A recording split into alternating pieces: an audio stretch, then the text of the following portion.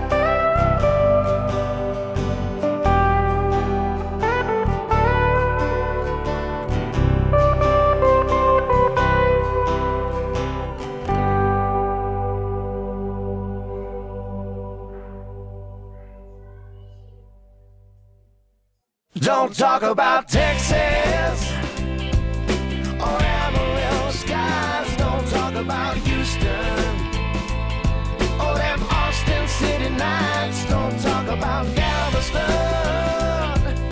or sweet, sweet Abilene. Don't talk about Texas. Hey, mister, can I bum a ride? Anywhere you're gone is fine, as long as it's out of town. I could even fill your tank as a way that I can say thanks. I'm feeling kinda down. We can talk about anything that you want to, except one thing, mister, I'm begging you. Don't talk about Texas or Amarillo skies. Don't talk about Houston or them Austin City nights. Don't talk about Galveston or sweet, sweet Abilene. Don't talk about Texas. That's where she said goodbye to me.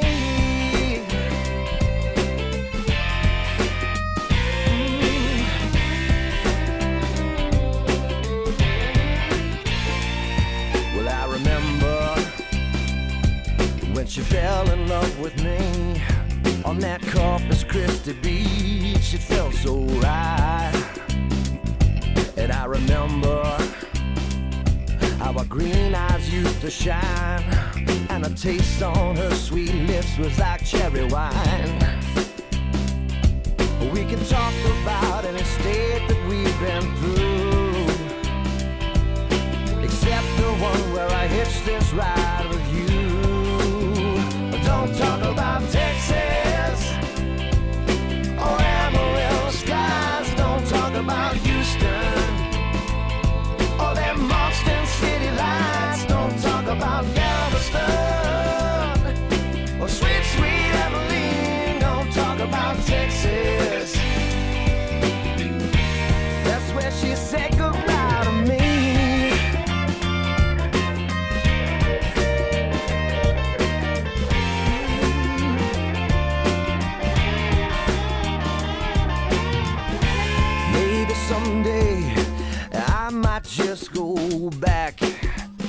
and find the best love this cowboy ever had.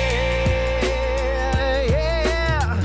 Don't talk about Texas or Amarillo skies. Don't talk about Houston or them Austin City lights. Don't talk about Galveston or sweet, sweet Abilene. Don't talk about Texas. So don't you talk about Texas or Amarillo skies. Don't talk about Houston or them Austin City lights. Don't talk about Galveston or sweet, sweet Abilene. Don't talk about Texas. That's where she said goodbye to me.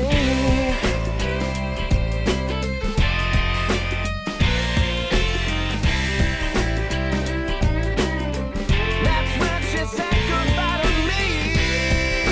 Yeah.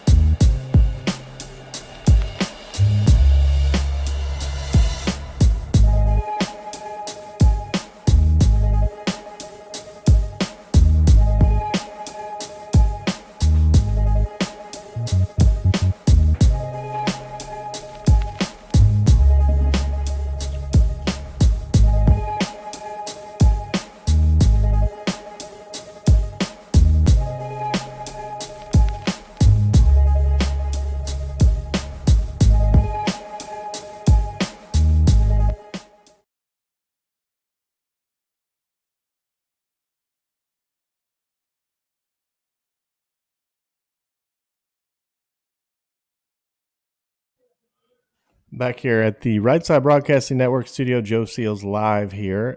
Wanted to say thanks for staying with RSBN and watching today's press briefing here with us. You have so many choices, and we appreciate you being loyal to us. I want to let you know that tonight, again at 8 p.m. Eastern Time, we will be hosting Team Trump. This is a boot camp of sorts hosted by Aaron Perini, who is the Principal Deputy Communications Director and a friend of ours. So make sure you check that out. Go to rsbnetwork.com for the latest schedule of live events. We do the Trump campaign live streams each night.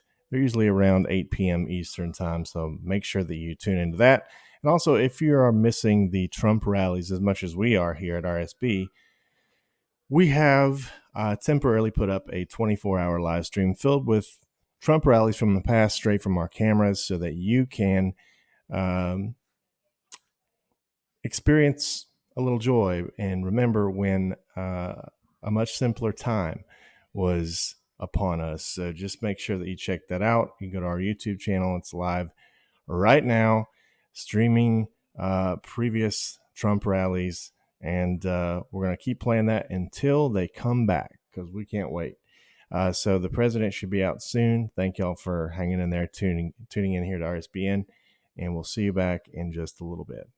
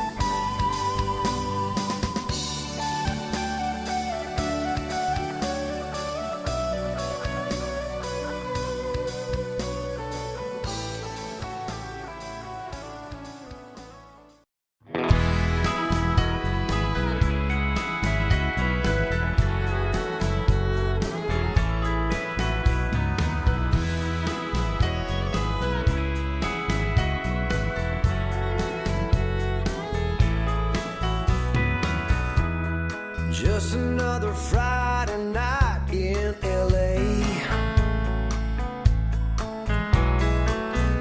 We all getting down, feeling right.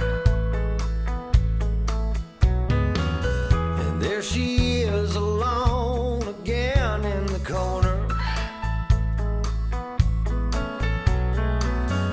sipping on a glass of house red wine.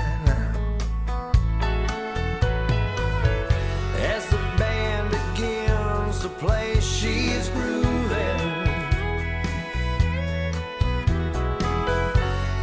letting music fill her soul. Nobody knows why she dances alone. No, nobody knows what she's running from. You can ask her to dance if you wanna, but you smile and just say no. Nobody knows why she dances alone.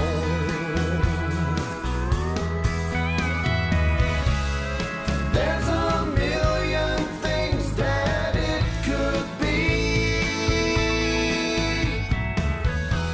from broken hearts to broken dreams,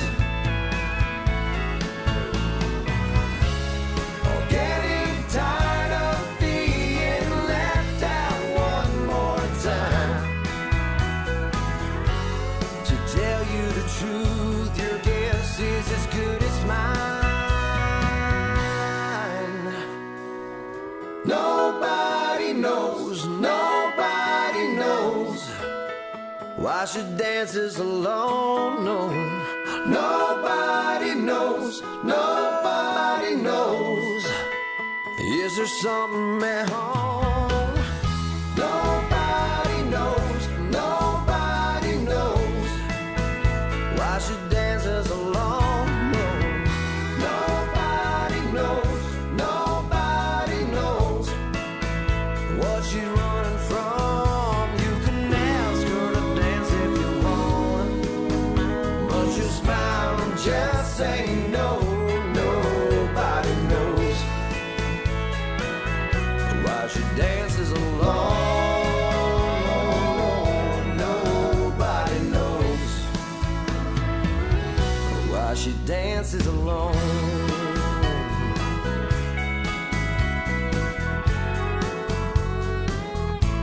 Said nobody knows.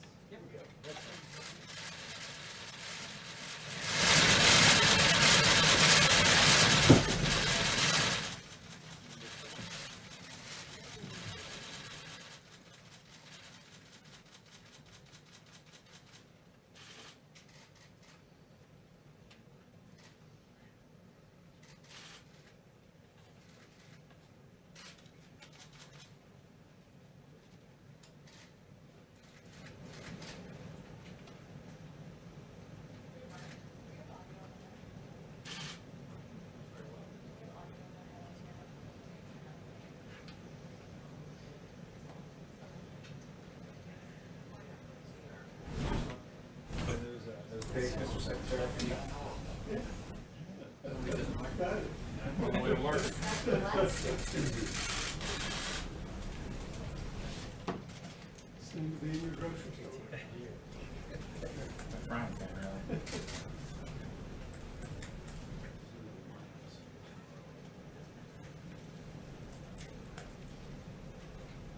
you grow up, were you in the cooking business or? Dairy business. The first I worked on dairy.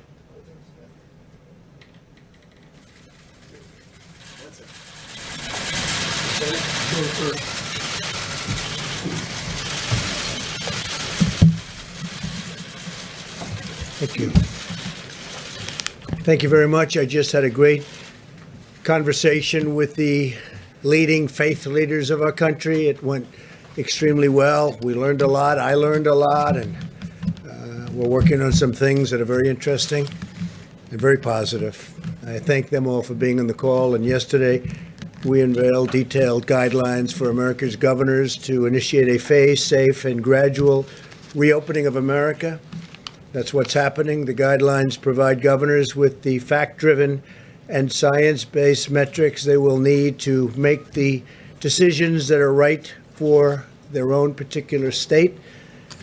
To view the guidelines, you can go to the website at whitehouse.gov/openingamerica.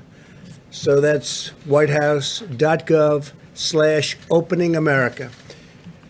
Treasury has sent out economic relief payments to more than 80 million Americans who have their direct deposit information on file with the IRS, and an incredible success it has been. If you have not received your check, please visit irs.gov, get my payment. How about that one? irs.gov, get my payment.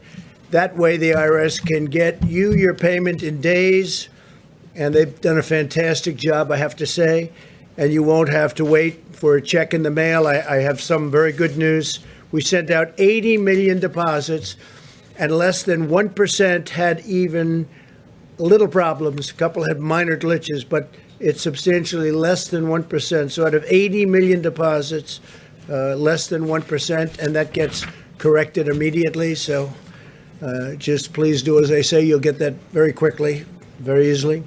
Today, I'm also announcing that Secretary Perdue, who happens to be right next to me, handsome man, and the Department of Agriculture will be implementing a $19 billion relief program for our great farmers and ranchers as they cope with the fallout of the global pandemic. Very honored to be doing this.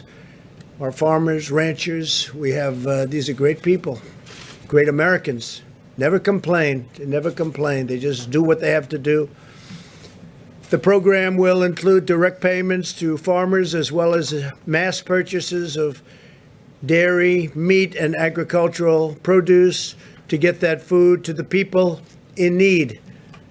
The USDA will receive another $14 billion in July that will have funding to continue helping, and this will help our farmers and our ranchers, and it's money well deserved. So not only were they targeted at one point by China, and that was over a period of time, and you saw that happening, and they never complained, but that worked out very well. $12 billion they got, and $16 billion they got, and now it's $19 billion. And I'm just going to ask Secretary Perdue to explain exactly how we're going to handle it. Thank you. Well, Mr. President, you may remember earlier this year, you tweeted a message to our farmers and ranchers that no matter the circumstances, you pledged to stand behind them. And while none of us could ever have anticipated this type of pandemic that we're currently in, I think today's announcement is proof that you have our farmers' backs and that you will continue to do what it takes to support them, and they are very grateful. We've heard a lot recently, all of you, about our food supply chain. I think America now knows that more than ever that the wholesome food that our families depend upon and starts with America's farmers and ranchers. America, agriculture has been hard hit like most of America with the coronavirus, and President Trump is standing with our farmers and all Americans to make sure we all get through this national emergency. So today, thanks to your direction and leadership, Mr. President, USDA is announcing the Coronavirus Food Assistance Program. As you mentioned, this new $19 billion program will take several immediate actions to assist farmers, ranchers, and consumers in response to the COVID-19 national emergency. The program is really divided into two parts. One is a direct payment, $16 billion in direct payments to farmers, ranchers, and producers who've experienced unprecedented losses during this pandemic. Since we wanted to get the payments out to producers as quickly as possible, we decided to use the funds in the CCC, the current funds of $6.5 billion, combined with the 19.5 of COVID money, rather than wait for the replenishment of the CCC funds in July. Based on industry estimates of damage, Mr. President, it is becoming apparent that we'll need the additional CCC funds as we continue to track the economic losses. Secondly, and this is really important as well, the USDA will be purchasing $3 billion in fresh produce, dairy, and meat products to be distributed to Americans in need through our food bank networks, as well as other community and faith-based organizations. Having to dump milk or plow under vegetables ready to market is not only financially distressing, but it's heartbreaking as well to those who produce them. This program will not only provide direct financial relief to our farmers and ranchers, Mr. President, but will allow for the purchase and distribution of our agricultural abundance in this country to help our fellow Americans in need. So in recent weeks, we've seen, all of us have seen the heroic patriotism of our food supply chain workers that have shown day in and day out doing the work to serve the needs of fellow Americans. Our farmers have been in the fields planting and doing what they do every spring to feed the American people, even with the pandemic as we speak. I want to thank you, Mr. President, for your unwavering support. They want to thank you for your unwavering support for America's farmers and ranchers. And I want to commit to you, Mr. President, and to the American people that USDA will do everything in our power to implement this program as quickly and as efficiently as possible to help our farmers, ranchers, producers, and consumers during this great time of need. So thank you very much for having me here today. And God bless you. God bless America. God bless American agriculture. Thank you, Sonny. So our great Secretary of Agriculture was the governor of Georgia for 8 years, and the only reason he isn't still there, frankly, is that he was term limited. And I said, let's get him for agriculture. You've done a fantastic job. We want to thank you very much. 8 years at Georgia. We really appreciate it. Great job. Even as we prepare to rebuild our economy, America continues to wage an all-out medical war to defeat the invisible enemy. To date, we have conducted more than 3.78 million coronavirus tests, by far the most of any country. It's not even close. In the hardest hit areas such as New York and Louisiana, we've also tested more people per capita than South Korea, Singapore, and every other country. The United States has the most robust, advanced, and accurate testing system anywhere in the world. As of yesterday, we have distributed nearly 660,000 Abbott IDs. Now, that's an incredible test. It's called the ID Now Point of Care Diagnostic Test, and it's fantastic. It's the hot one. Problem with this business is it's a hot one till about 2 days from now, because we do have a saliva test that just came out, and that can be self-administered, and it's said to be fantastic. I want to thank Abbott Laboratories. They have been incredible. I want to thank Roche. They've likewise been incredible.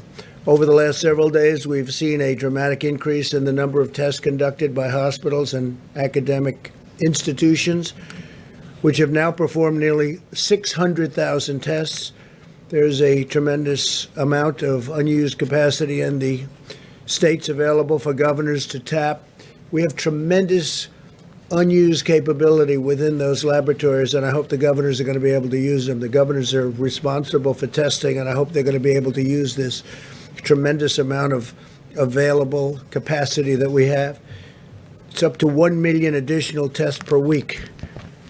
When you think of that, in the next few weeks, we'll be sending out 5.5 million testing swabs to the state. Swabs can be done easily by the governors themselves. Mostly it's cotton. It's not a big deal. You can get cotton easily, but if they can't get it, we will take care of it. Yesterday, the FDA announced a new collaboration with United Health Group, the Gates Foundation, Quantigen, and U.S. Cotton to greatly expand the supply of essential swabs, including a new polyester Q-tip type swab for the coronavirus testing. All of these actions will help our testing capability continue to grow dramatically. So we're helping people even with swabs. We get ventilators. We're now the king of ventilators. We have hundreds of thousands under construction. We don't need them ourselves. The governors are in great shape. If we do, we have a great stockpile that we'll immediately send to the state in need. But we've handled that situation incredibly well. I hope people understand it. I wish the media would get the word out. What we've done in ventilators is amazing because they're big, expensive, and highly complex. We're speaking to other countries. I spoke to President of Mexico today, a great gentleman, and I told him that we are going to be helping him out with ventilators, helping Mexico out, and we'll be helping some other countries too. We have a lot of very high-level, high-quality ventilators, and they're here, and they're also being manufactured as we speak. Following the announcement of our reopening guidelines, there have been some very partisan voices in the media and politics who have spread false and misleading information about our testing capacity. It's totally false and misleading, demonstrating a complete failure to understand the enormous scope of the testing capabilities that we've brought online. And we started really from ground zero. We started from really being very, very outdated and obsolete as a country from the past. And I will say this, if they didn't understand it, it's just really, unfortunately, I hate to say this because we've been getting along very well, but it would be false reporting because they understand the capability. And it's going to be up to the states to use that capability. The states have local points where they can go. A governor can call the mayors, and the mayors can call representatives, and everybody. Everything is perfect. And that's the way it should work and always should work. We'll help New York and all of the other states get even better on their testing. We have to get even better. And some people think a little bit differently. There are areas where you have vast amounts of area where you have very few people and almost no people are infected. And those places will be looked upon differently by different governors. And I think you're going to have a lot of news coming out about that over the next few days. I think certain states are going to come online, and they're going to start the early stages of the puzzle that we're putting together. And it's going to be together sooner rather than later. A lot of really incredible things are happening. And at some point in the not too distant future, we're going to have our country back. And it's going to be, I think, really with what we're doing on stimulus and helping people keep their businesses together and their lives together and their jobs, it's going to be better than ever before. I hope so. I really do. The current conversation is reminiscent of what happened on ventilators. You remember that when requests were made far beyond what was objectively needed. We were hearing from a certain state, and we were hearing from a lot that they needed far more ventilators. In one case, they wanted 40,000 ventilators, 40,000. It turned out that they had plenty, and they had a number of about 7,000 or 8,000, and that was plenty. We supplied them with a lot, but that was the right number. We got it just about right. And if they did need more, we're ready to give more. But I think the surge seems to be over. And there are a lot of governors just doing a great job, and they're working with us, but we're all working together. The research and development that we've done at the federal level has been absolutely incredible. The media will be accepting of these figures when they get to see the end result. I think they're going to see it, and I think they're already seeing it. That includes not only ventilators, but beds. We built, in most cases, far more than they even needed. But we wanted to err on the side of caution. This is what the governors wanted. They wanted a certain amount in Louisiana. I spoke with the governor, had a long talk with him, and I said, "Do you think you'll need that final hospital?" and they actually didn't need it. We built a lot of beds, so I appreciate it from the governor. And we saved building a hospital.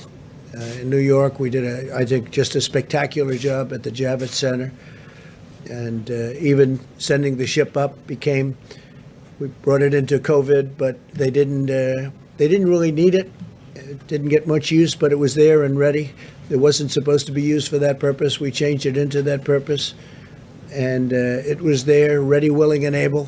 Same with Javits. But they didn't quite need the rooms that the beds that we produced. So we produced almost 2,900 beds. And I think I'd rather tell you that we were over-prepared than we were under-prepared. And that was a good faith effort by New York, I have to say that. A very good faith effort, but it's nice that we didn't need that instead of needing it. It was not very occupied, but it was ready to go. Still there should something happen, but I think they have it under very good control.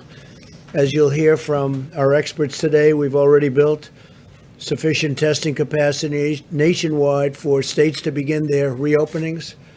And I think you'll be hearing a lot about reopenings in the coming weeks and months. Most excitingly, in the coming weeks, I think you're going to see some very, very dramatic steps taken, and very safely. We're putting safety first. We may be opening, but we're putting safety first. And when you look at the numbers, when you look at the possible number of deaths at 2.2 million people, and it could have very well been that. It could have been more. Frankly, I've been looking at numbers where it could have been higher than that. 2.2 million people dying. If you figure we lost 500,000, maybe 600,000 in the Civil War, 2.2 million people. A minimum, if we did nothing, would have been 1.6. If you cut that in half, you're talking about 800,000, 900,000, a million people dying. But we did a lot of work, and the people of this country were incredible, I have to say. And I think we're heading to the other category, and that would be if we did work and if it was successful. They had between 100,000 and 220,000 to 240,000 on the upside. And I think we'll be substantially, hopefully, below the 100 number.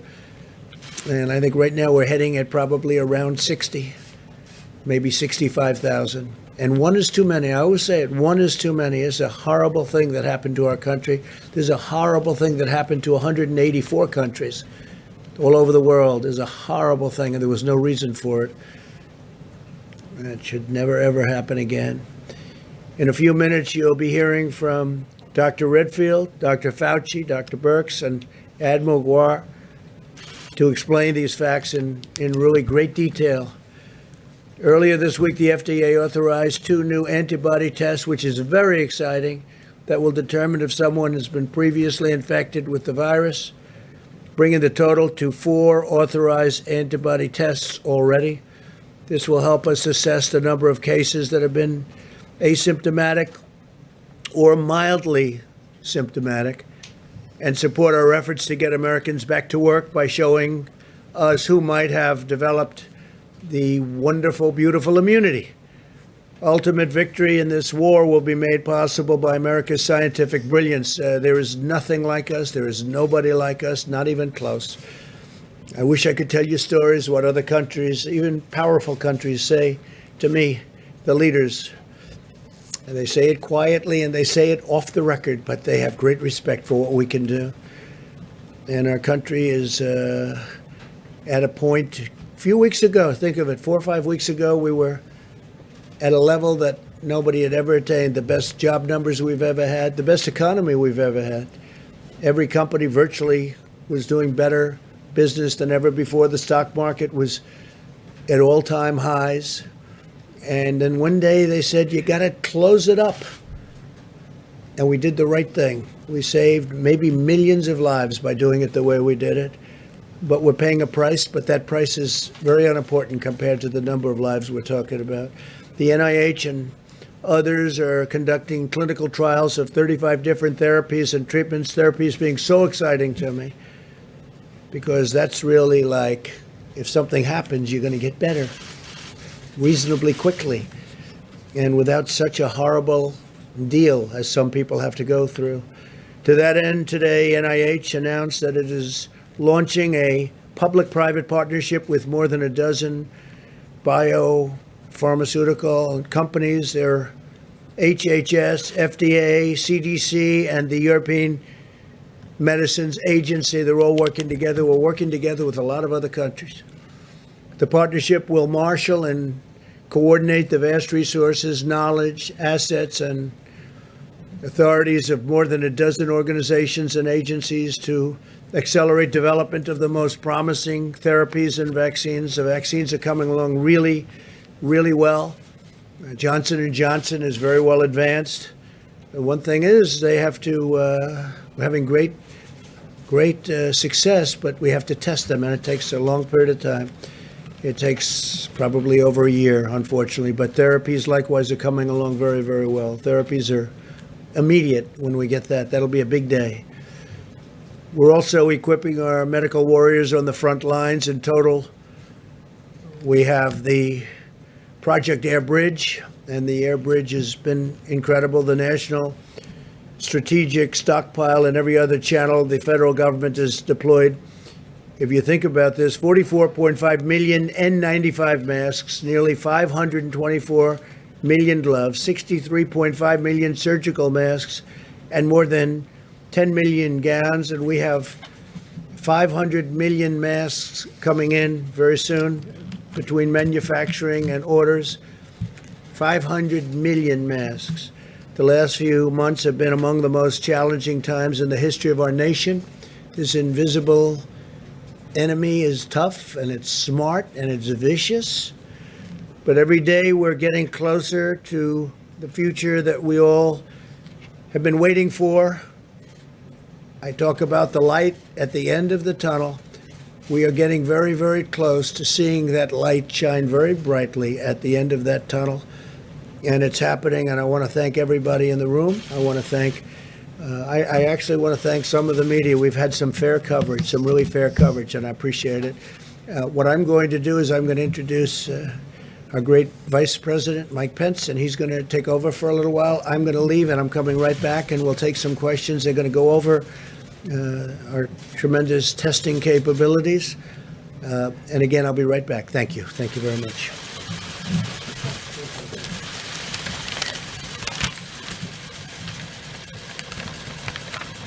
Thank you, Mr. President, and good afternoon, all. Today, as the President just reflected, it remains a challenging time in the life of our nation. But because of the extraordinary efforts of the American people, because of the strong partnership the federal government has forged with states across the country, we're making progress, America. Despite the tragic loss of more than 36,000 Americans.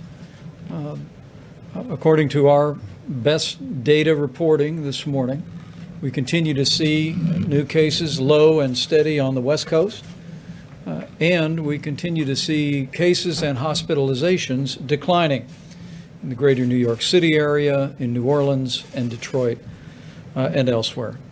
This is a tribute, first and foremost, to our healthcare doctors, nurses, all of those working on the front lines. But it's also a great tribute to the American people who have put into practice the social distancing, the guidelines, the guidance of state and local officials. And we hope that every American is encouraged by the steady progress that we are making. We're continuing to bring, at the President's direction, the full resources of the federal government to bear. Today, the President approved a major disaster declaration for American Samoa, and now all 50 states and all territories are under major disaster declarations for the first time in American history. At this present moment, 33,000 National Guardsmen are on duty. 5,500 active duty military personnel have been deployed to 9 states, including 716 medical professionals, doctors, and nurses who deployed out to 14 different hospitals today. Among those were 10 hospitals in New York City, and military personnel were also serving today in hospitals in Connecticut, Texas, Louisiana, and New Jersey. Yesterday, as the President reflected, we unveiled the President's guidelines for opening up America again. There were two parts at the beginning of those guidelines. First, the criteria that we hope will guide governors in their decisions about reopening their states on either a statewide level or a county level. And then also we outlined what we believe would be the most important state responsibilities to have in place before moving into a reopening plan. For phase one, the President's guidelines, you'll recall, advise that states that have a downward trajectory in cases over a 14-day period of time and ensure that they have proper capacity in their healthcare facilities could move to phase one with the easing of some of the social distancing and the criteria that have been in place. But for states that meet the criteria, we outlined specific responsibilities, protecting workers in critical industries, particularly protecting the most vulnerable, those who live and work in senior care facilities. And we also encourage states to have a plan for testing symptomatic individuals and ensuring testing to our most vulnerable populations. As the President has made clear, governors will decide the time and manner that their states reopen, and we will look to support them in that effort. But as we assured the American people yesterday, with the President's direction, our administration will continue to work with governors across the country to ensure that they have the equipment and the supplies and the testing resources to reopen safely and responsibly. On the subject of supplies, today we issued a letter to our nation's governors summarizing all the medical equipment and supplies that have been distributed to their state from FEMA between the 1st of this month and April 14th through Project Airbridge and through the Commercial Supply Network. We'll be speaking with our nation's governors on Monday and detailing that information at that time. As of April 16th, as the President reflected briefly, FEMA has coordinated the delivery of millions of pieces of medical equipment, including 44 million N95 respirators, 63 million surgical masks, more than 10,000 ventilators, and of course deployed more than 8,600 federal medical station beds.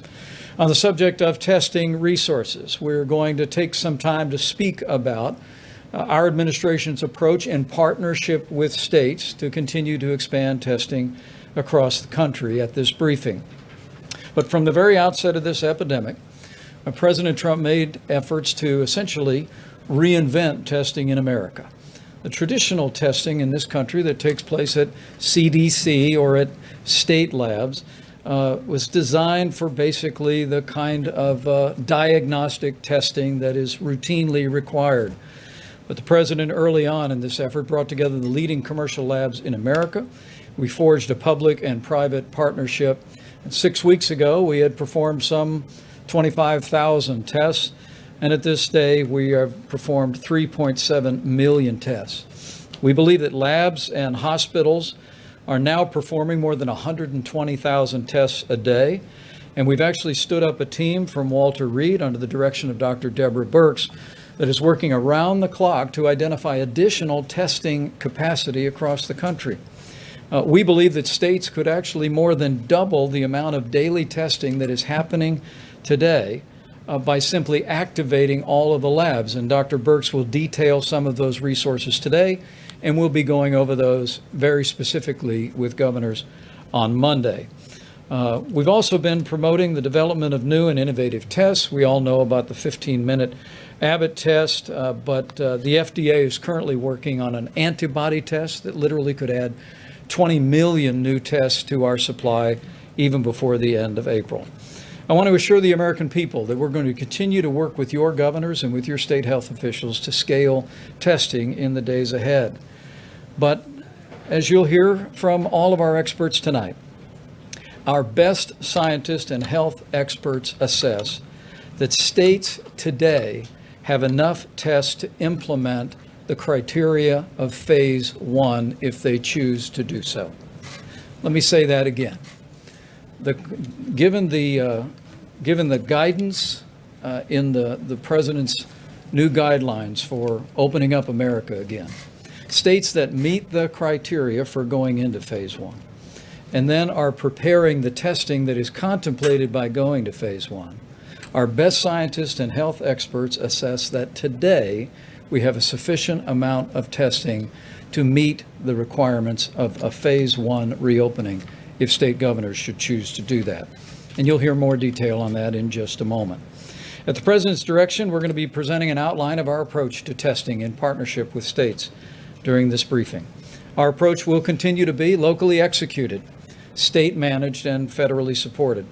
Dr. Fauci will give us a brief introduction to the overall approach to testing that is contemplated to deal with the coronavirus. Dr. Redfield of the CDC will describe our plan to mobilize CDC officials in all 50 states to specifically monitor coronavirus incidents that occur in every state in the union. Of course, Dr. Deborah Birx will describe not only our tests, but also the current capability and the capability that we could expand to very readily. And Admiral Giroir of the U.S. Public Health Service will summarize our approach. But I want to assure the American people that at the President's direction, we are going to continue to work every single day to make sure that our states and communities have the testing they need to reopen at the time and manner of their choosing. And we're going to work every day to make sure our states have the resources and the supplies to reopen their states and reopen America in a safe and responsible way. With that, Dr. Fauci.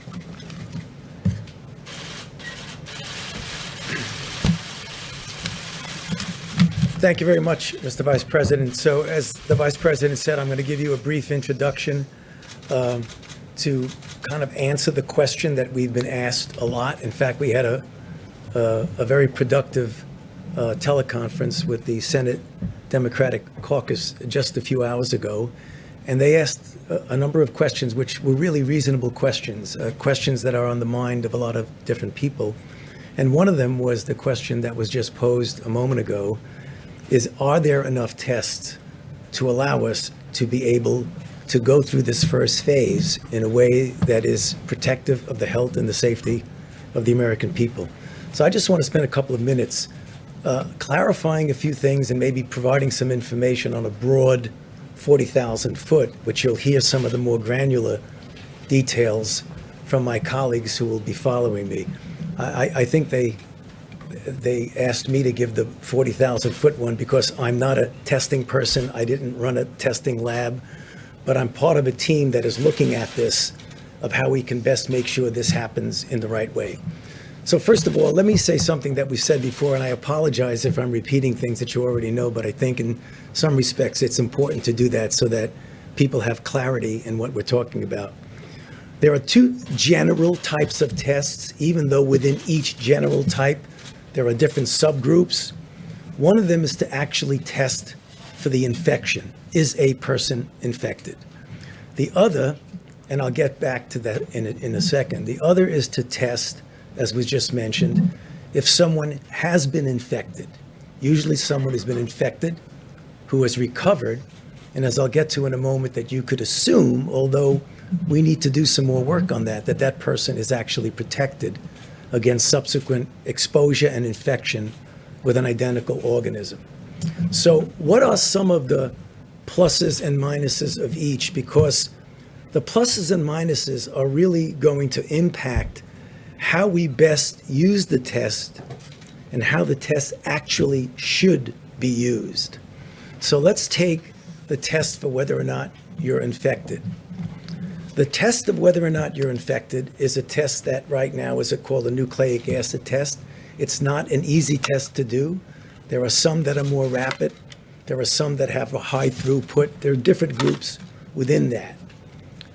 The good news about that is that it's a sensitive and specific test, so that if you're infected, you know you're infected, so that, as I'll get to in a moment, if you need to do something with that, get that person, put them in care, take care of them, get them out of circulation. That's important. The part about that I think is often misunderstood is that if you get a test today, like I did today, it's negative. If you get a test today, that does not mean that tomorrow or the next day or the next day or the next day, as you get exposed perhaps from someone who may not even know they're infected, that means that I'm negative, which means if you take that to its extreme, in order to be really sure, you would almost have to test somebody either every day or every other day or every week or what it is to be absolutely certain. That's an issue. Now, the problem that I talk about when I try and compare this to other situations with what testing means to you. As I think most people know, have been involved in HIV/AIDS for 38 years, 39 years, from the very first week of HIV. So that's what I do. If you get a test for HIV and you are negative and you do not practice any risk behaviors, you can be guaranteed that next month, 6 months, 1 year from now, you will be negative if you don't have a risk behavior. So there's a big difference there about what testing actually means. So the point I think you're getting is that although there is clearly a place for needing to test somebody for a given reason, a test means you're negative now.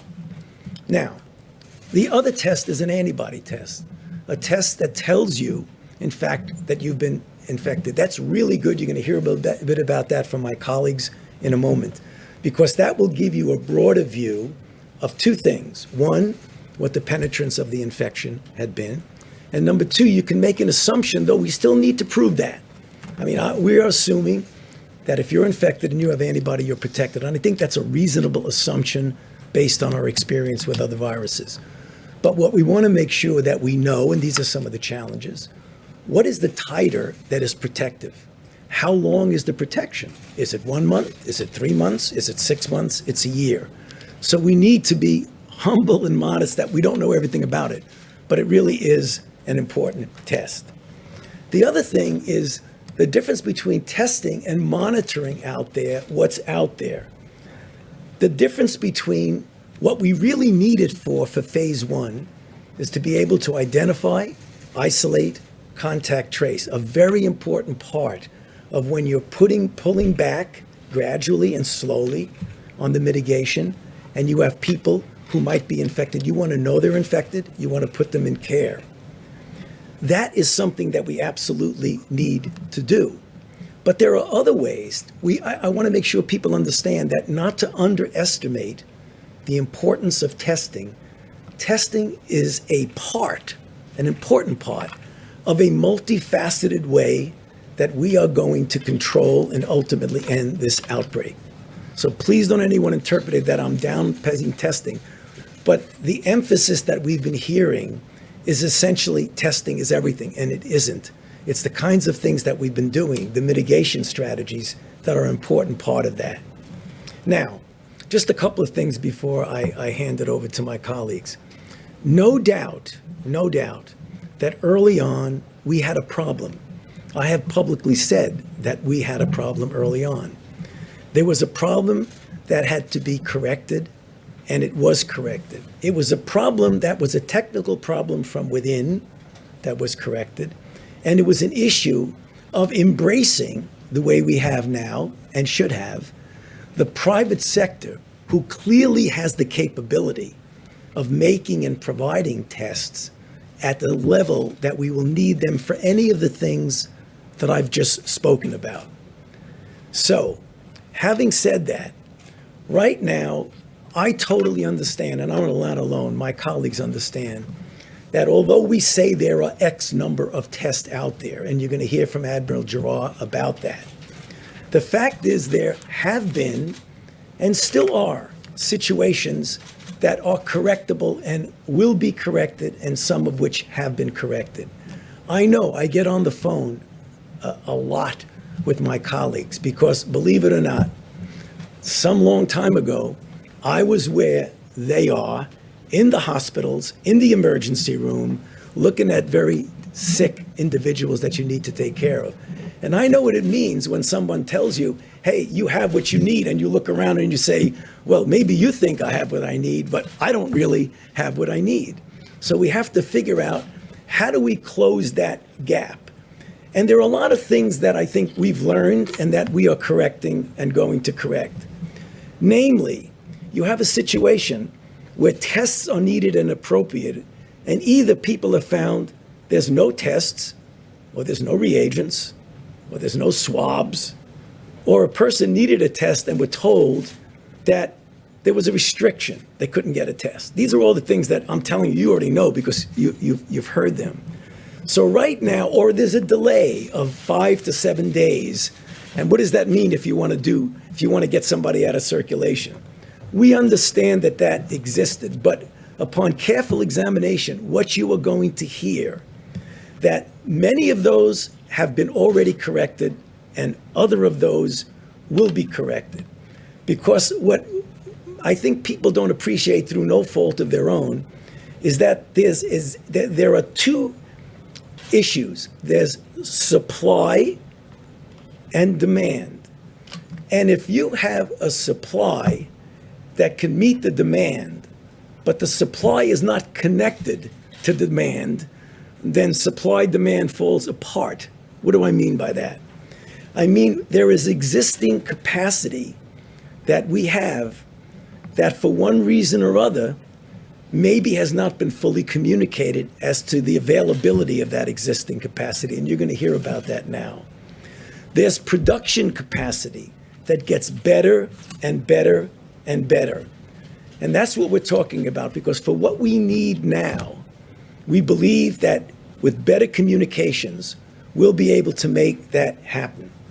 So I know there's going to be a lot of questions about that. I don't want to go on too long, but let me just finish by saying, given what I've just said and what I believe what you're going to hear, that for what we need in the first phase, if these things are done correctly, what I believe they can, we will have and there will be enough tests to allow us to take this country safely through phase one. Thank you. Dr. Redfield. Thank you, Mr. Vice President. I want to make a few comments here. First, I want to talk a little bit about CDC has developed multiple systems to monitor disease outbreaks. I think many of you are familiar, for example, how we monitor for foodborne illness or how we monitor for antibiotic resistance in hospitals. Well, we've also developed a system to monitor for upper respiratory tract disease. If I can get the first slide there. This is an example because when we talk about what we know about this current pandemic, the reality is we know a lot because we've developed these monitoring systems. Up on the slide is a system that we've developed initially for flu. And what it does, as you can see, there's a multiple different flu seasons, and they track them over the course of a year. I want you to look at the red line, and that happens to be this year's respiratory season. And you see there's a peak there up over the 50-52 week. And that peak was when we actually had a peak of influenza B.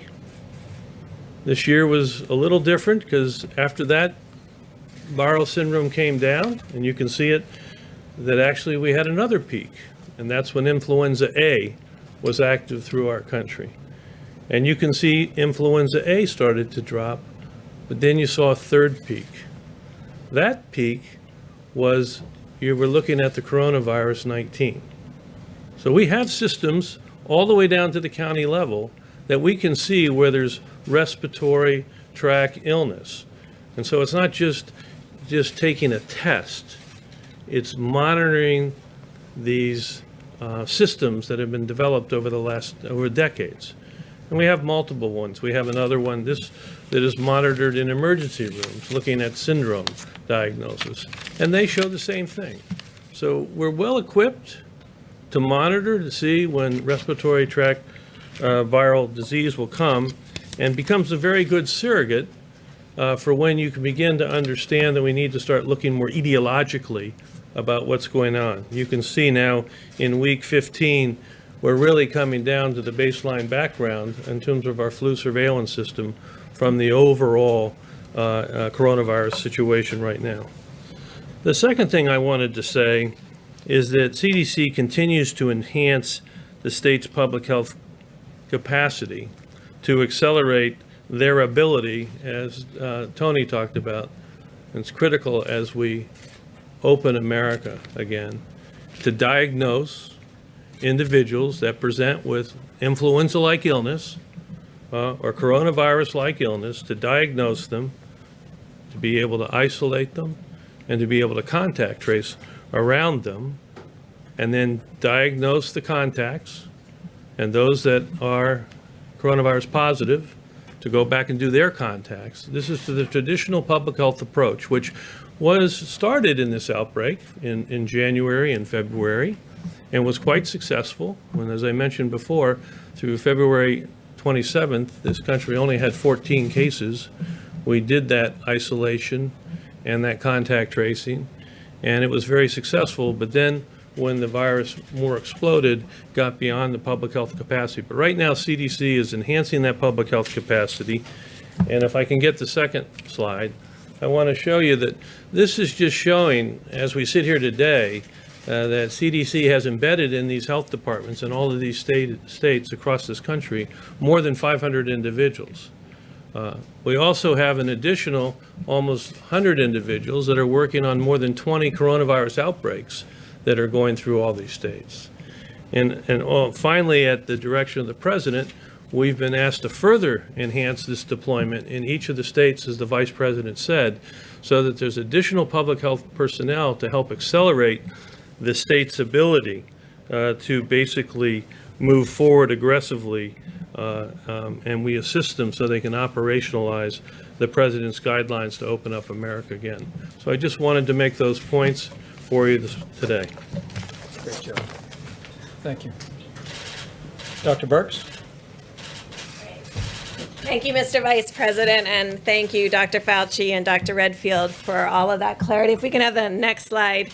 I'm going to go back to what Dr. Fauci was talking about, just to emphasize those points about the two types of tests, and I'm going to talk about a third one. So first, we all know about sampling in the front of your nose. To all of the labs out there and to the providers, you don't have to use the nasal pharyngeal swab anymore. You can do front of nose sampling. And again, as Dr. Fauci talked about, that is sampling for the virus itself that replicates in your nose and, as we know, throughout some of the respiratory tissues. The second test is, of course, then your immune response to that infection that's in your nose. And so that's the antibody test. And so those are the two tests we want to talk about. But I want to come back to something that both Dr. Fauci and Dr. Redfield said, and we covered yesterday. Testing is a part of the exquisite monitoring that needs to occur in partnership with CDC and state and local governments, utilizing the surveillance systems that are available, what we just talked about, the flu surveillance system, because we no longer have flu, and the syndromic respiratory system that is across the United States. And you can see it's going back to baseline so that we'll be able to see at the community level any deviation from that baseline. In addition, what we talked about yesterday was adding that asymptomatic component, because I think you'll see as more and more articles come out for surveillance and monitoring that other states have done, higher and higher antibody in multiple individuals who don't remember having a sickness. And that will give us an idea. That's our asymptomatic monitoring in these sentinel monitoring sites. And what did we talk about yesterday? We talked about nursing homes, we talked about indigenous people, and we talked about vulnerable people in the inner city, really ensuring that something that is so small that can't even be seen on the surveillance monitoring will be able to be seen in the asymptomatic. And so those are the two tests that we have, one available now, two that have been approved, or three by the FDA. I want to just leave you with my last concept on the antibody tests. Antibody tests have different specificity and sensitivities. The FDA, their FDA has been very cautious about the antibody tests, because I know you see reports every day of countries that have ordered the antibody test and found that they were 50, 60, 70% faulty. So we're taking that very seriously, because you never want to tell someone that they have an antibody and potential immunity when they don't. And so those tests perform better when there's a high prevalence or high incidence of disease. So we want to work with mayors around the United States as those antibody tests become available to really see what it is in first responders and healthcare workers in the highest prevalence states so that we can know about the quality and the real life, real field experience of those assays. Because things can look very good in the lab, and then when you take them into the field, sometimes they're not as good. I've learned this lesson repeatedly in working around the globe. The next slide. So this is what we have asked commercial and diagnostic companies to be working on. Because when you talk about multi-millions worth of tests, the way we do this in the United States today for strep, for influenza, and for malaria is we test for the antigen. Now, we don't know right now if you shed antigen in the front of your nose. And so that is the question that scientists and companies are working on right now, because that becomes a simpler test. Now, the flu test, I think many of you will look it up tonight. You will see that outside of the flu season, because of the specificity of the test, it doesn't work so well. So these are tests we're working on today that would be like a screening test, because if you're positive on it, it's a good test, but it may miss that you actually have the flu. So then you would move into what we call the nucleic acid test. So we're trying to build an algorithm of tests that bring the full talent of the science of the United States into the reality of the clinic. And so bench to clinic. And so this is what we're working on for the future. Next slide. So as I promised both the senators and the governors, this is the United States' current platform capacity, designated as high and low throughput. And what do I mean by that? We've talked about the high throughput platforms of Roche and Abbott and others. And then we've talked about the GeneXpert and other machines that may be moderate to lower throughput. I want you to see how it's distributed through the United States. So these are the current testing platforms available today throughout the United States for COVID-19. And as you heard from Dr. Fauci, everything has to be working from the swab to the transport media to the laboratory to really get those tests run and the results back to the client. The next slide. So then we've looked into all of the testing capacity from those platforms, and this gives you an idea of what that capacity is. The darkest red that you can see, like in Texas and New York, those are states that have lots of different platforms, as you saw on the prior slide, and the ability, if you just add up the platforms and the potential for test, of over 1 million tests per month. And so this is what we're working with each of those states on unlocking that full potential. And how are we doing that? Well, we're calling on the American Society of Microbiologists. They work closely with 300 lab directors around the country. We talked with them this morning. And the Walter Reed team, who developed the entire HIV testing program for the military 35 years ago, I've called them back into service, and they're calling lab by lab to find out what are the technical difficulties to bring up all the platforms that exist in your lab. Is it swabs? Is it transport media? Is it extraction? And I just really want to thank them. They've already worked through over 70 plus of those laboratories to really understand, and the American Society of Microbiologists and the academic societies of the laboratories are working together to ensure that all of this potential can be unlocked. Next slide, please. We talked a little bit yesterday about New Orleans, and the president talked about how many tests New Orleans has done during its outbreak, which you can see now is waning. They've done throughout the last month 27 tests per 1,000 New Orleans and Louisianians. So 27 per 1,000. So that is a good mark, and that's what Italy has done, about 20 per 1,000. So in evaluating an outbreak, and really to get control of this outbreak, they did about 27 tests per 1,000. So using that as a measure, next slide, we then looked at across all the states of the United States of America, and looked for states that had 30 or more, ability to do 30 or more tests per 1,000 of their inhabitants in each state. And you can see that across the country, except for Oregon and Maine and Montana. I worked overseas way too long. Thank you all. So those are the 3 states that we're working on building capacity in. So this is just to give you a perspective of how seriously we're taking the testing issue. As we've described, we've measured every single platform in every single state. We know exactly where they are by geography, by address, by zip code, what their capacity is, what their cumulative capacity is, what their roadblocks are on not ability to run all their full capacity. And we're addressing those because each one of those is different, and you have to address each of them one by one with the governors, with the state and local labs, and with all of the hospitals. I have not come across one laboratory or one laboratory director or one society that doesn't want to contribute to solving this issue of testing and ensuring that this testing is available for everyone. There is a strong, just as all the Americans have social distanced in behind everyone, we don't often talk about the laboratories, we'll talk about the nurses and doctors on the front line. Behind all of them are the laboratory technicians and laboratory directors who are coming in every day and putting things together to ensure that every single person that needs to be diagnosed is diagnosed. And hopefully you can see from these slides, that really there is capacity out there.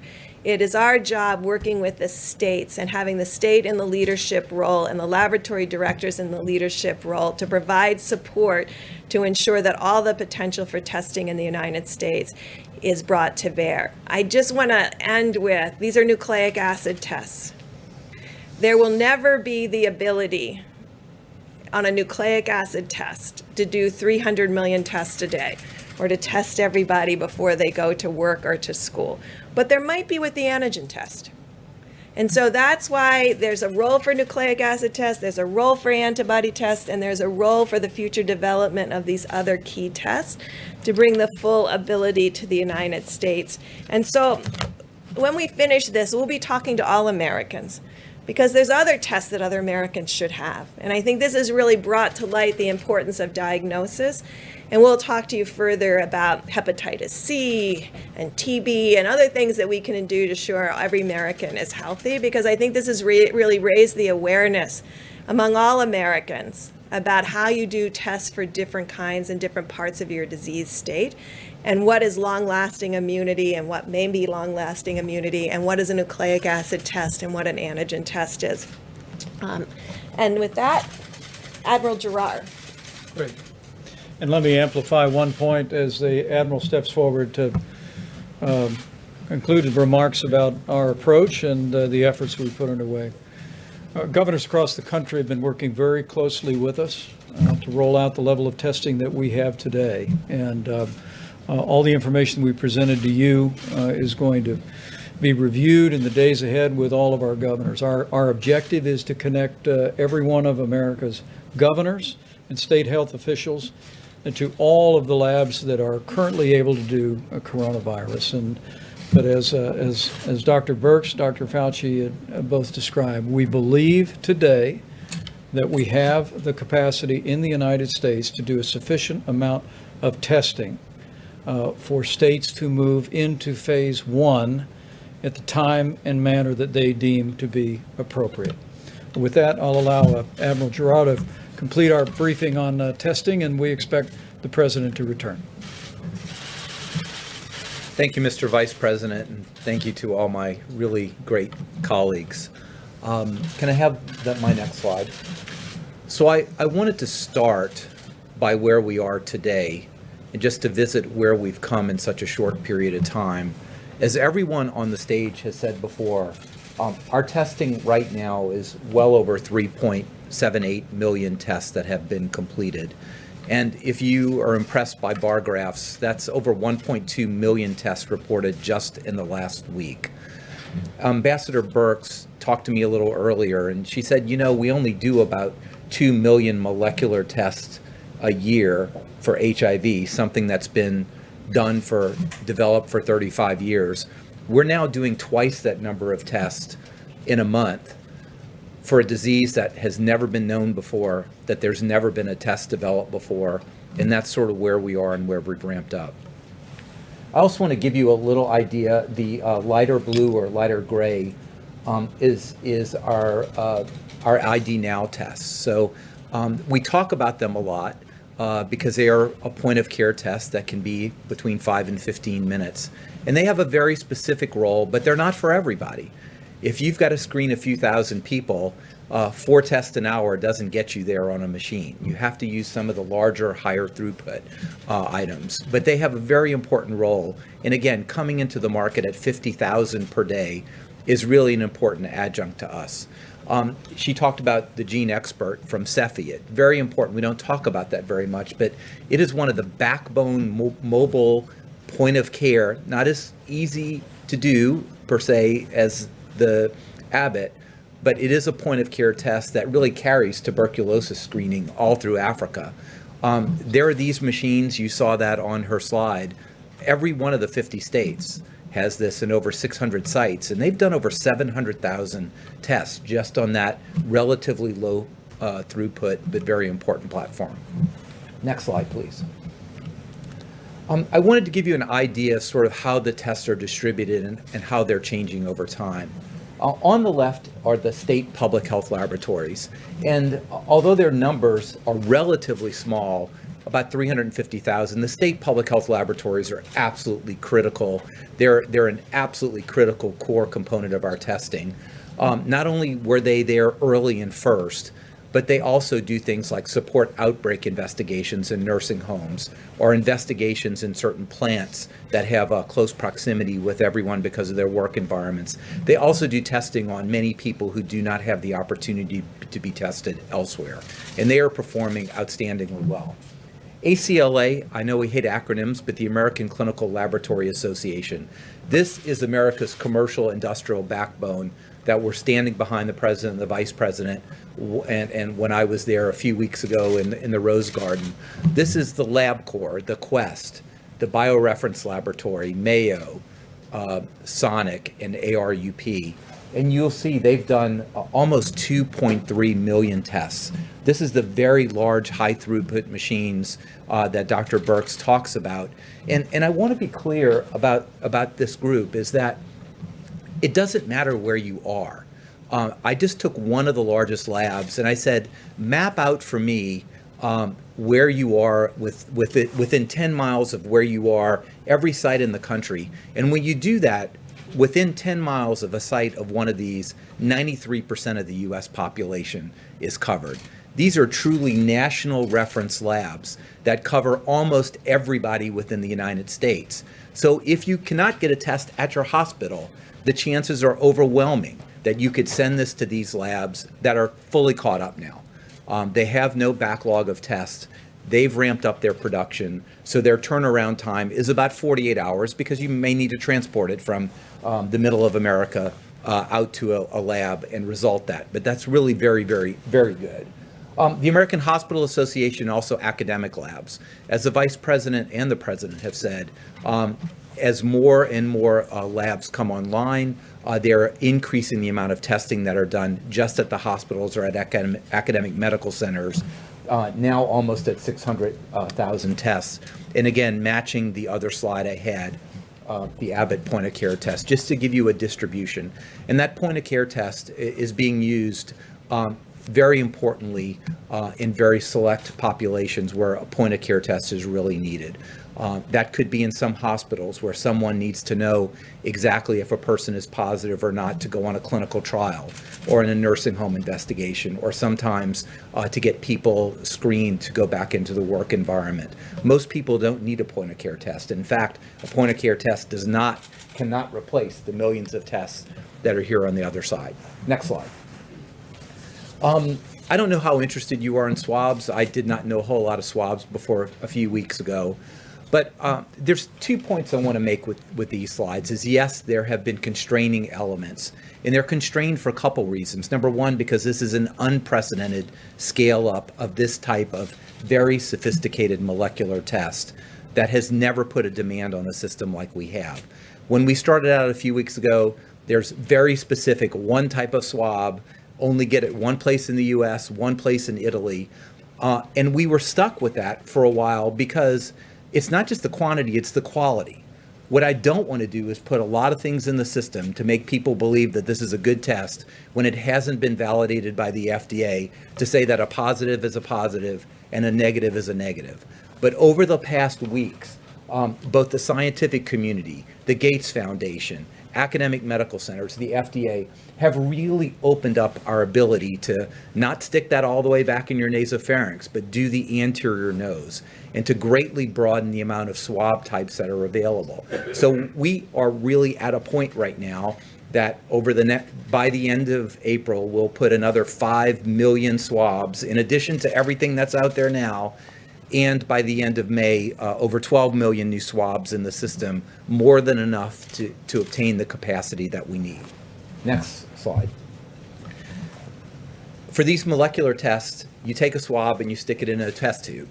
And that test tube has to have a specific kind of liquid in it.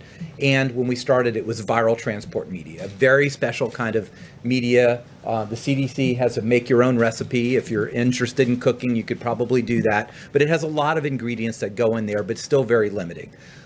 We've worked with many, many different laboratories. We've worked with the FDA. So now PBS, phosphate buffered saline, a kind of just laboratory grade salt water, can be used for this. This greatly opens the ability to expand the test to support all the capability that Dr. Birx talks about. And again, by the end of April, we will have put well over 5 million new tubes of either viral transport media or saline into the system. I am going to get to a conclusion here, but this was going to be more of a technical briefing. Next slide.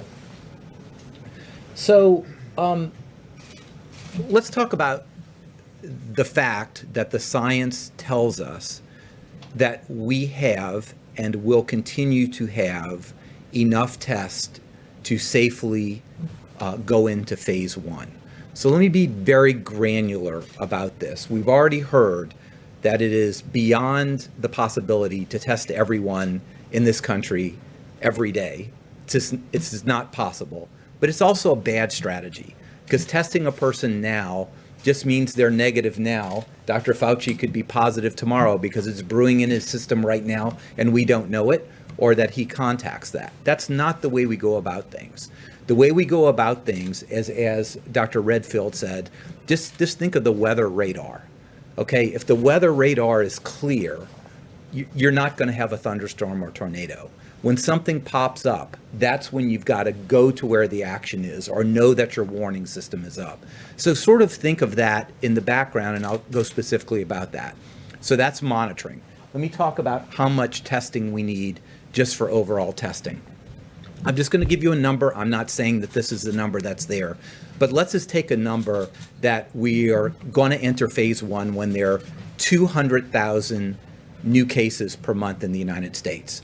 Don't get hung up on that. It's going to be much less than that, but let's just say 200,000 cases. So how many tests do we need? Well, we need to test those 200,000 people to make the diagnosis, right? Everybody nod your head about that. We have to do that. Now, what's a safe number over that? You know, if everybody I test has the disease, I'm not testing enough, right? But if I test 100 people to have one person with the disease, that's probably over testing. So we kind of assume that a safe number that really gives us a good idea is if about 1 out of 10 people are positive, then we know we're oversampling the population enough that we're getting all the positives. So if there's 200,000 cases, I need about 2 million tests, okay? Now to go to Dr. Redfield's point, each one of those that are positive have contacts that need to be traced. And on average, the CDC tells me that for every positive, there are about 5 contacts that really need to be traced. So let's assume that those 200,000 people have 5 contacts. So now we have an extra million tests. So 2 million tests out there to detect the 200,000 cases, an extra million out there to trace those contacts. So we're up to about 3 million cases. If you want to put a fudge factor, say that's 4 million tests, okay? Those are generally done at the main hospital labs, the commercial labs, state and regional labs. All this can be done, as well as some of the labs talked about by Dr. Birx. Next slide.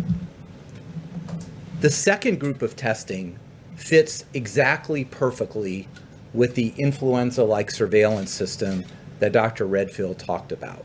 This is the monitoring. This is sort of the radar, the weather radar that it would be out there, that we're not testing people who are symptomatic. We want to do testing on people who are asymptomatic, because you can have asymptomatic carriage. You could have this virus and shed it and not have symptoms or only mild symptoms. So what is the strategy here? The strategy here, this is an unprecedented strategy, okay? This is really unprecedented. But we're going to do between 300,000 and 500,000 tests per week in the most vulnerable populations that we know that the virus could circulate. And what are they? Number one, nursing home and long-term care facilities. We know that from the history of this virus that can circulate and be devastating, and it could circulate even in a way that you don't have symptoms. So we're going to survey in a very controlled way, driven by the CDC, supervised by the CDC. Surveys over, we may not get to everyone, but surveying in the areas to cover in a selective way the 15,000 or so nursing homes. Secondly, we want to work in vulnerable members in cities. And this is the way we think about that is community health centers. I'm a huge fan of community health centers that are led by HRSA. There are about 30,000 community health center sites. They take care of 30 million people, children, adults, elderly. They care for about 1/3 of Americans below the poverty level. They are arrayed to take care of our most vulnerable populations. So we want to survey asymptomatic people in those community health centers. We also want to do in some of our indigenous population, and very early I was out here bringing machines to the Indian Health Service, and in fact, 1,800 members of the Public Health Service provide care to the Indian Health Service, and their director and chief medical officer are both admirals in the Indian Health Service. Plus workplace monitoring, particularly for workplace environments that may have very close contact or may have a high risk, and some of those could be agricultural facilities. So let's just total that up. We have 200,000 people who need a diagnosis. To make that diagnosis, we want to test 2 million. Okay, so that's 2 million. We're going to contact trace with 1 million. And let's just throw you a fudge factor of about 25% on that, so that's 4 million. And we have this background testing of about 400,000 per month. So to safely do the testing, we need to be in the range of 4.5 million. You followed my numbers, because I want you to understand per month. Pardon me? For phase one. For phase one, right, for phase one. And I want to tell you that's really how it adds up, and that's where we are. Right now, we're doing about 1 million to 1.2 million per week. We are going to continue to push that farther and further as we open up the laboratories and we're able to open all the supplies that we need for that. And I think that's where I would like to end. Thank you. Thank you. I'll ask the team to step back up for questions, and we do anticipate, as his schedule permitted, that the president will be returning momentarily. Please. You talked about phase one. Will there be enough testing for phase two? Do you have to ramp up capacity for that, or how do you deal with that? That's a very good question. All right. Yeah, that's a great question. And what we will be doing is monitoring how much we have to use in phase one to really help inform phase two. Because the really unknown in this, to be completely transparent, is asymptomatic and asymptomatic spread. And so if we find that there's a lot of asymptomatic individuals that we find in this active monitoring in what we are very much concerned about, the most vulnerable, then we will have to have increased testing to cover all of those sites. And as we've made clear to the governors and other health officials, we're going to continue to scale the testing. As the president's made clear, we want governors and states to manage the testing operations in their states. We've given criteria, we've given guidance for how we think that would best operate. But we're looking for the states, we're looking for the governors to manage it. But in the midst of that, all these great experts working with all these great facilities are going to continue to use that great American ingenuity to scale and increase the availability of testing for states to be able to implement as they move closer and closer to that day the president speaks of often, where we reopen America and put all of America back to work. Mr. President, you did well. They all did well, I think. I'll bet they did. Please, go ahead. Mr. President, thank you. Earlier today, Jay Inslee said that your tweets encouraging Who said this? liberation. Jay Inslee said your tweets encouraging liberation in Michigan, Minnesota, Virginia were fomenting rebellion. Wondering how that squares with the sober and methodical guidance that you issued yesterday. Well, I think we do have a sobering guidance, but I think some things are too tough. And if you look at some of the states you just mentioned, it's too tough, not only relative to this, but what they've done in Virginia with respect to the Second Amendment is just a horrible thing. They did a horrible thing, the governor. And he's a governor under a cloud to start off with. So when you see what he said about the Second Amendment, when you see what other states have done, no, I think I feel very comfortable. Go ahead. Thank you, Mr. President. Just to be clear, when you talk about these states, Michigan, Minnesota, Virginia, do you think that they should lift their stay-at-home orders, or can you talk No, but I think elements of what they've done are too much. I mean, it's just too much. You know the elements because I've already said, but certainly a Second Amendment and Second Amendment having to do with the state of Virginia, what they've done in Virginia is just incredible. Okay, please. Sir, are you concerned, though, that people coming out in protest are going to spread COVID to other people? They're congregating in ways that health experts have said they should not. No, these are people expressing their views. I see where they are and I see the way they're working. They seem to be very responsible people to me. But it's, they've been treated a little bit rough. Please, Linda. Thanks, Mr. President. I'm curious about some more of the dynamics we might see as the country begins reopening, as you put it, kind of like a puzzle. So as you've mentioned, we have states where we're already seeing their curves begin to flatten, but then there are others like Florida or more rural parts of the country where they aren't projected to peak for weeks or even months. So can you talk a little bit about some of the difficulties that those later peaking states might face if they need to stay locked down for longer, even as other places around them are starting to open back up?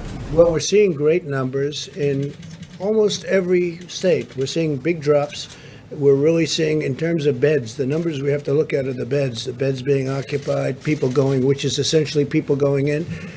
That means that you have fewer people that are sick, fewer people that feel they have to go to a hospital, and those numbers are dropping really precipitously.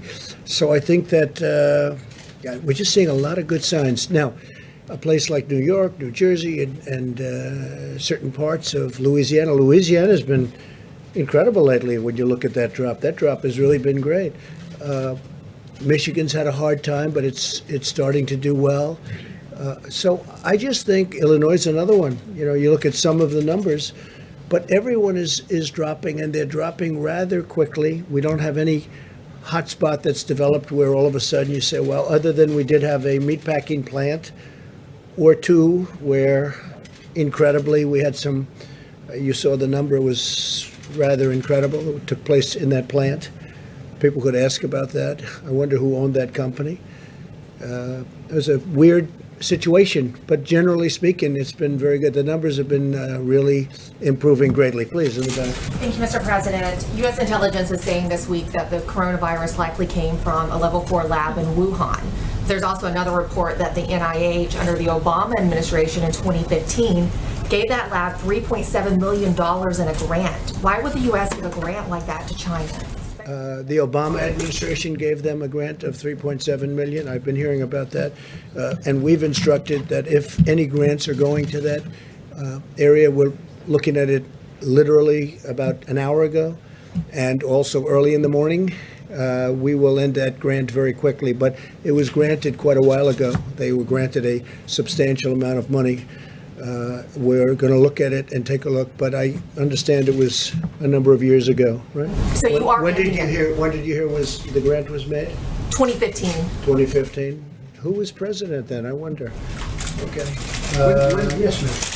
And Mr. President, we know negotiations are underway for the next round of funding for small businesses. Yeah. If tens of billions of dollars went in a matter of days the first time, will this next relief package be enough? Well, I think it will certainly, it's going to get us to a point that's going to be rather beautiful. We think that that will be the point, and it could be they'd want more, but maybe at a certain point we're going to stop. It's been a tremendous success. It's been executed flawlessly. SBA's done a very good job, but the banks have done a great job, whether it was Bank of America or Wells Fargo. The community banks have been incredible. I think we had over 4,000 community banks. A lot of people didn't know you had that many banks, but 4,000 community banks, they gave the money out. It's so organized, and it's been such a great program. And so essentially we're waiting for $250 billion. The Democrats are refusing to do it. This is money that essentially is going to the workers. It's going to keep these companies whole, restaurants and a lot of great companies. And it's a small amount of money relative to what it represents, because it represents small businesses. It represents them staying in business. And, you know, when you look at it, people don't know, small businesses represent approximately 50% of the power of our business enterprises. Not all the big monster businesses that you read about every day. It's all of these small businesses when added. It's something that should be approved by the Democrats. The Republicans want it badly, and the people want it very badly. If I could just follow up on that. Nearly 10% of the loans that were given out were for $5 million, but some small business owners say they can't even get a loan for $100,000. Is that acceptable? Well, they would get that, but they have to approve it. Nobody knew it was going to be this successful. Don't forget, when you say the money's gone, it's been a tremendous success as a program. People they really want it. And some people won't be able to get there, keep their business open unless they get that money.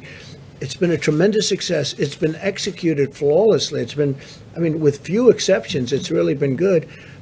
And I think the Democrats are going to do it. Look, Nancy Pelosi, she's away on vacation or something, and she should come back. She should come back and get this done. I don't know why she's not coming back.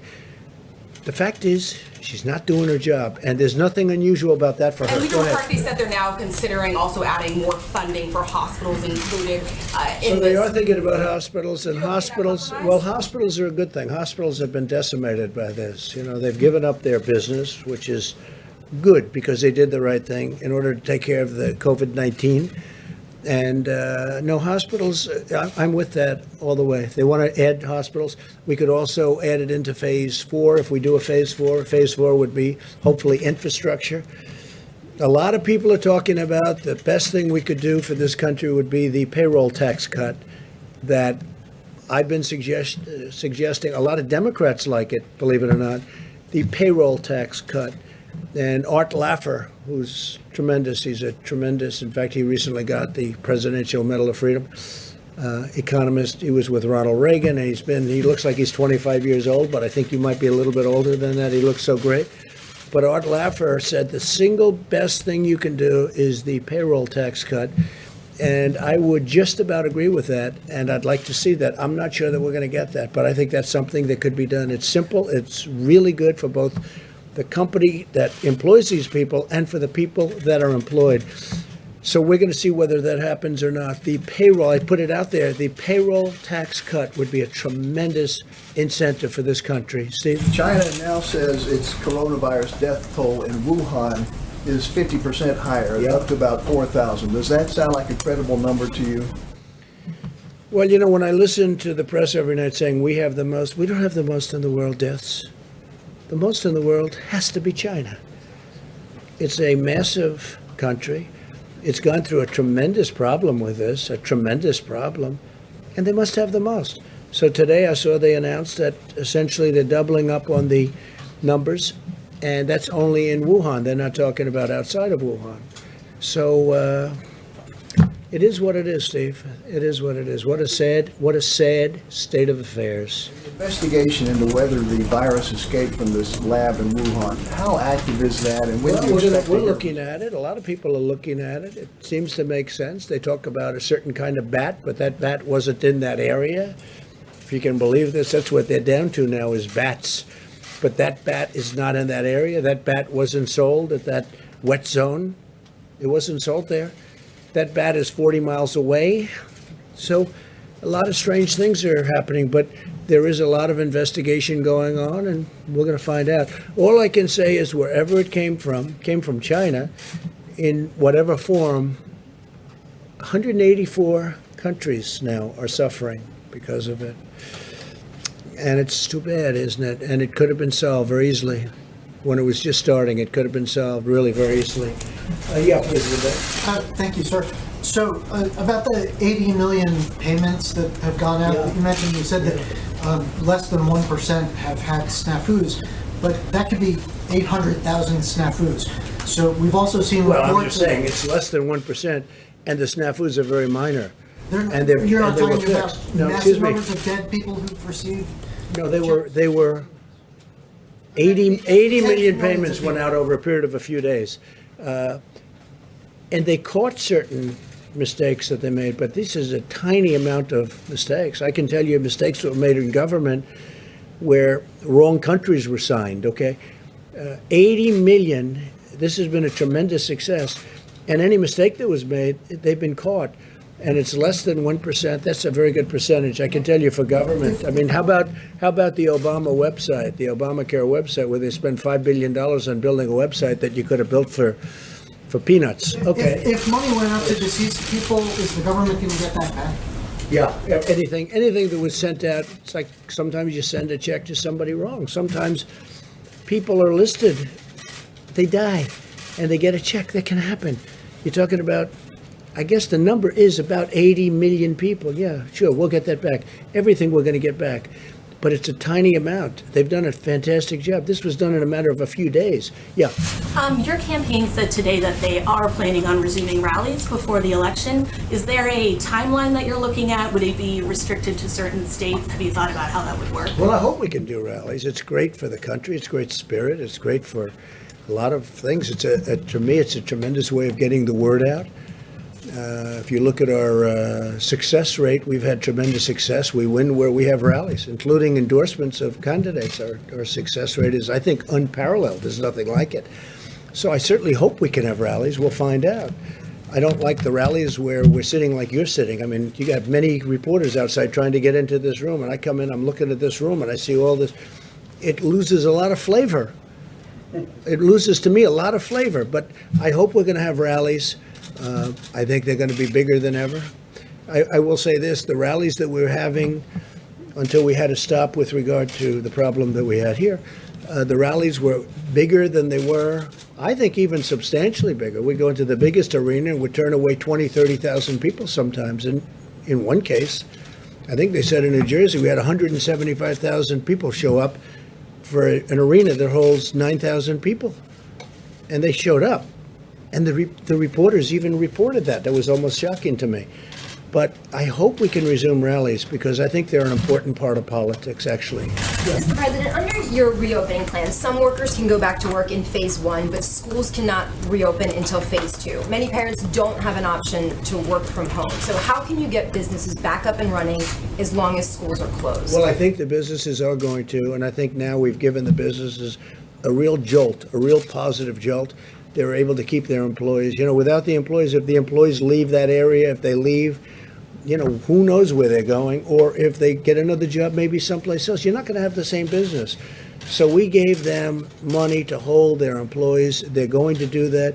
We hope we can do $250 billion more. It's absolutely so inexpensive compared to what it represents, and we hope that's going to happen. But I think, I really think, look, you see it with the stock market. The market was up 700 or 800 points today. And if you would have told me that we would have a virus, the likes of which this world has not seen since 1917, which was the Spanish flu, where anywhere from 75 to 100 million people were killed, and that we'd have a stock market that's not far below its all-time high. And it's starting to get a little low. You know, then you had a 1,000-point increase and a 1,200-point increase. So now we have a stock market that's at a point where it's not very far away from where it was, and we've gone through a closed, literally a closed country. Remember this also. I mean, we have had a closed economy. We had the best economy anywhere in the world by far. We had the best economy we've ever had. And remember this, the dollar is very strong. And strong dollars are overall very good.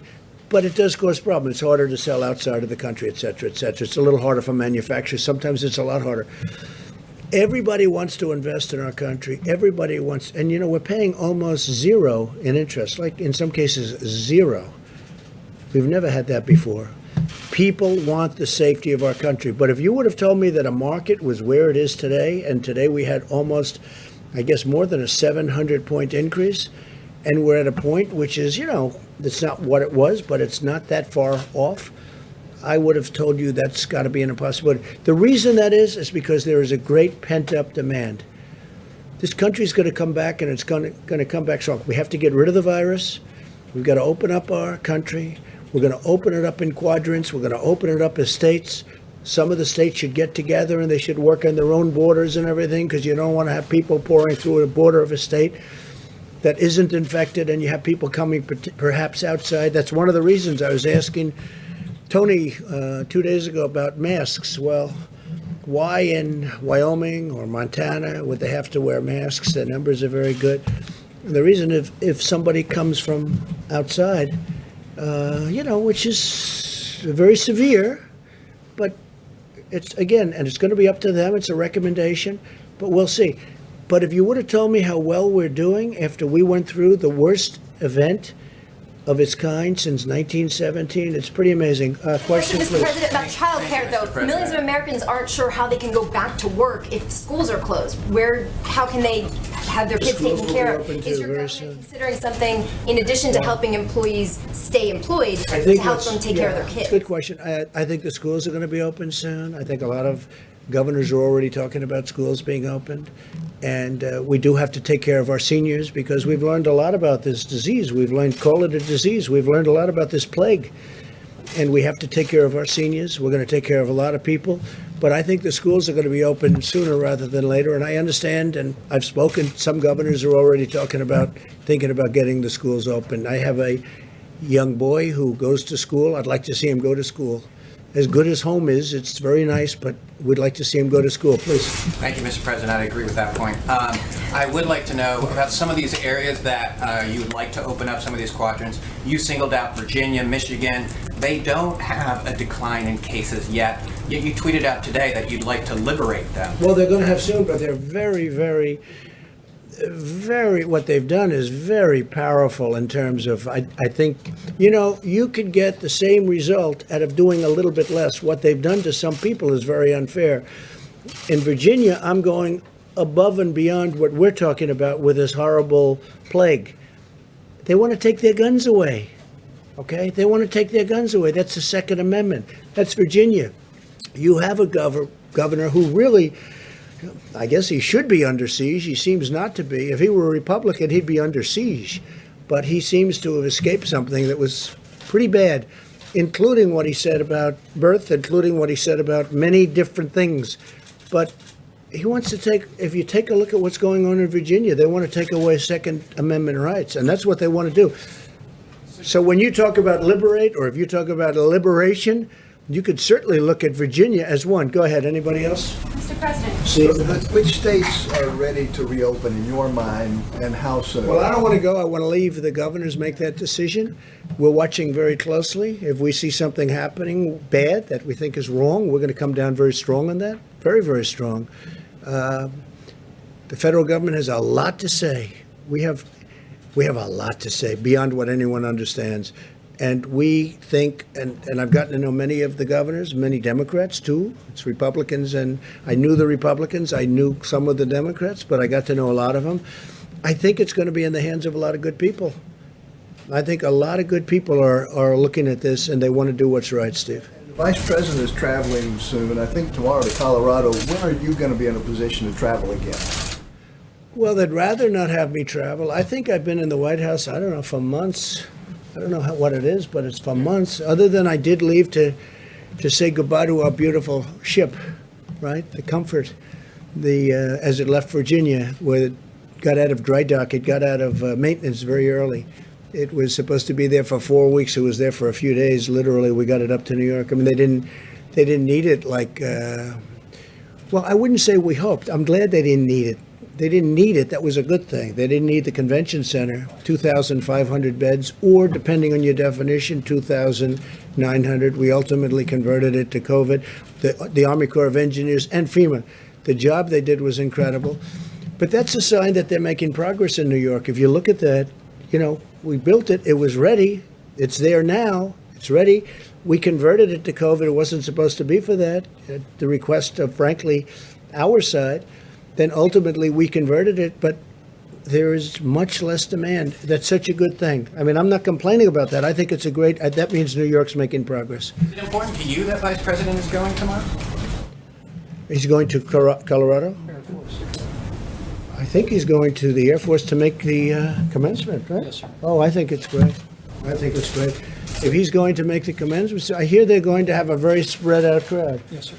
They're going to be, I will say, they are going to be socially very good. They're going to be very far apart. That'll be very interesting. I think I'm going to watch that one. No, they're going to be, they're going to have a good spread, a good distance apart. I spoke to Mike about it. No, I think making the commencement speech, I'm doing it at West Point, which I look forward to. I did it last year at Air Force. I did it at Annapolis. I did it at the Coast Guard Academy. And I'm doing it at West Point. And I assume they've got it. And I understand they'll have distancing. They'll have some big distances, so it'll be very different than it ever looked. Do I like the look? No, I don't. And eventually, next year, they'll have a commencement which will be like it's been, like when people like this, our great admiral, has done such a great job. When he graduated from where he graduated, me too, we're nice and tight. And that's going to happen again. I don't want people to think that this is going to be like this forever, but for a period of time, we're going to have to keep it that way. That includes baseball games and football games and other things. But eventually, as this virus goes away, it's going to be better and better. Director, it's going to be better and better, and we're going to get our lives back to the way they were. One thing that bothers me, a couple of restaurateurs called, and they said, sir, I barely made a living with 150 seats. Now, if I do what they want me to do, I'll be down to 25 seats. And I can't. I said, yeah, but you're not going to be there forever. And he didn't really know that. He thought that they were going to take 150 seats, move it down to 25 to 50 seats, depending on the way he laid it out. He said, don't worry about it. Eventually, you're going to be back to the scene that you used to have, which was, look, I could tell you about, and I'm not going to do it because I didn't want to bring it up, but I could tell you about events that took place. And I said things like, you'll never do that again, or you'll never do this again, or I don't even want to mention the events. I don't want to mention what you're supposed to be doing. Because, and one of them was so horrible. I said, a certain industry will be out of business, never happen again. 2 weeks later, it was like nothing ever happened. Hopefully, we get rid of this. We have tremendous talent up here and all over, including governors, including local governments, state governments. I look forward to the time, to me, when we can really normalize. But normalizing is being back to where we were. Yeah, please, go ahead. Mr. President, some of your allies are calling for China to be stripped as host of the 2022 Olympics. Wondering what you make of that. Is that something that you would consider, or? So I just made a deal with China where they're going to put in $250 billion of product. They're going to be buying 50 from 40 to 50 billion in farm. I want to see what's happening with China. I want to see how they're doing on it. Are they fulfilling the deal, the transaction? We have a lot of discussions going on with China. Let me just put it this way. I'm not happy, okay? I'm not happy. And I spoke to them, and this could have been shut down a long time ago. They knew it, and we couldn't get in, and in all fairness, World Health couldn't get in, and that's why I wish they took a different stance. They took a very pathetic stance and a very weak stance, but they say they couldn't get in. But ultimately, they got in much sooner than anybody, but they didn't report what was happening. They didn't report what was happening inside of China. No, I'm not happy with China.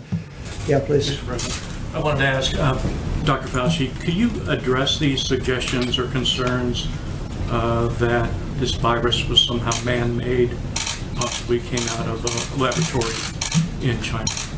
You studied this virus. What are the prospects of that? There was a study recently that we can make available to you where a group of highly qualified evolutionary virologists looked at the sequences there and the sequences in bats as they evolve. And the mutations that it took to get to the point where it is now is totally consistent with a jump of a species from an animal to a human. So, I mean, the paper will be available. I don't have the authors right now, but we can make that available too. Follow up, sir, on the protests that we've seen of people wanting the economies to open. Does that concern you, though, as a health expert, when you see folks congregate, and are you worried if that's encouraged? Well, I mean, I'm looking at it from a public health standpoint. I certainly can understand the frustration of people, but my main role in the task force is to make recommendations to protect the health and the safety of the American people. And I would hope that people understand that that's the reason why we're doing what we're doing, and hopefully we'll put an end to this. Thank you. And I will say this, I'm very, very satisfied with the decision we made, listening to experts, listening to my gut, the feeling of the vice president, and really many others when we put it all together. Look, if we didn't do what we did at the time, we could have lost more than 2 million people. I really believe that. I could show you charts of other places that gave it a shot and they're not doing well. And I would show it to you right now. I don't want to embarrass anybody, but they gave that a shot. It's an automatic. I mean, everybody would say, let's do that, until they sit down and start thinking. And we could have lost more than 2 million people. We could have lost more than 2 million. Could have been much more than that, by the way. We have one that says from 1.6 to 2.2, but it could have really been more than that. But I looked at one country in particular, that is using the herd mentality, not working out very well. Now, with all of that being said, we have to get back to work. We'll be crossing lines very soon in many cases. In some cases, we're well on the way down. In other cases, we're right at the top and heading down. We're heading in the right direction. I saw some numbers from New Jersey, which was having a very tough time at starting. He's doing a terrific job, the governor, Phil Murphy, starting to get some really good signs.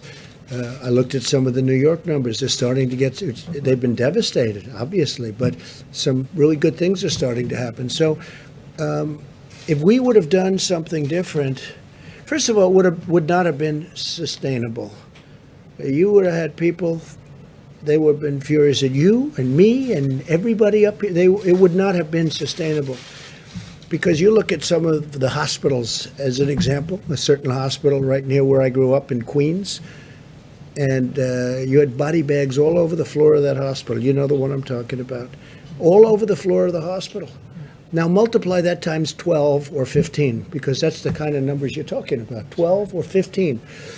And it would not have been, there would have been an insurrection. Nobody would have understood that. Whereas right now, nobody can be blamed, and there is no blame. We're all in a situation that was caused, that should have been solved long ago. It could have been solved probably very easily. Look, this is a tough enemy, but probably very easily if a certain country did what they should have done. And we're just starting to learn those facts. But what we did was the right thing. What we did was the right thing. With that being said, we want to get back, and we're going to be opening up states. They're being opened by very capable people. It's also point of sale, as they say, in a different business. It's the point they'll be able to look at that, where the testing is taking place. We're going to help them with the testing. We've developed some tremendous tests over the last little while, and we're going to work with the states, so we're going to help them. But they know every inch of land in their states. I watched the governor of Arkansas, Asa. You saw that. I thought he was terrific. I watched the governor of Oklahoma over the weekend being interviewed. He was terrific. They've done it a little bit differently, and they've done it tight, and they've done it strong, and they were very prepared, and they have more beds than they needed, and that's a good thing.